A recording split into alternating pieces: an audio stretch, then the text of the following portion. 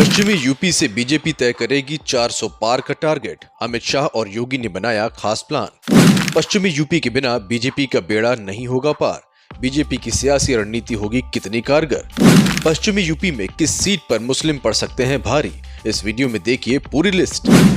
मुरादाबाद यानी कि western UP में केंद्रीय गृह मंत्री अमित शाह कह रहे हैं, जो पश्चिमी उत्तर प्रदेश करेगा वही पूरा यूपी करेगा। मतलब अगर बीजेपी पश्चिम उत्तर प्रदेश में वोटर्स को समझाने में कामयाब रही तो फिर मिशन 80 अचीव हो सकता है। पहले चरण में जिन 8 सीटों पर मतदान होने हैं उसमें 2019 के चुनाव में बीजेपी 5 सीटों पर हार गई थी। केवल मुजफ्फरनगर, कैराना और पीलीभीत में ही बीजेपी जीती थी। समाजवादी पार्टी ने मुरादाबाद और रामपुर की सीट पर कब्जा किया तो सहारनपुर, बिजनौर और नगीना में बीएसपी के उम्मीदवार जीते थे। बता दें कि पश्चिम उत्तर प्रदेश में कुल 27 सीटें हैं। इनमें पिछले चुनाव में बीजेपी ने 19 पर जीत हासिल की थी। इस चुनाव में सभी सीटों पर जीत हासिल करने का लक्ष्य इस बार रखा गया है। इन 8 सीटों पर मुस्लिम वोट बहुत महत्वपूर्ण है।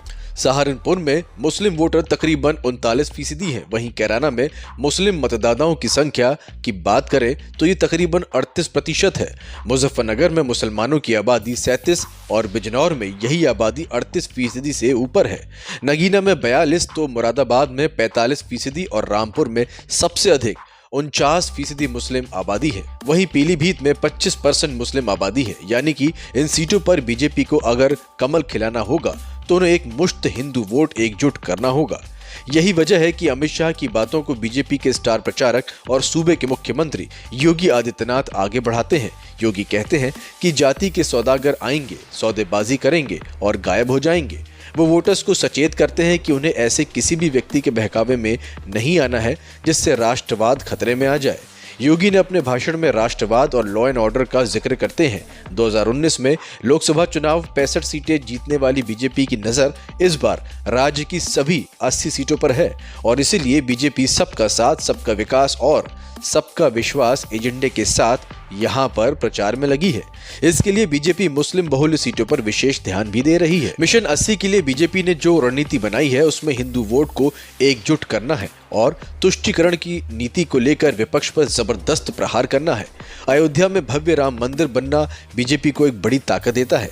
प्रधानमंत्री मोदी से लेकर अमित शाह हर रैली में राम मंदिर की प्राण प्रतिष्ठा का बहिष्कार करने वाले विपक्ष को घेर रहे हैं, तो उत्तर प्रदेश के मुख्यमंत्री योगी आदित्यनाथ हर रैली में माफियाओं के सफाई को याद दिलाने से कतई चूक नहीं रहे।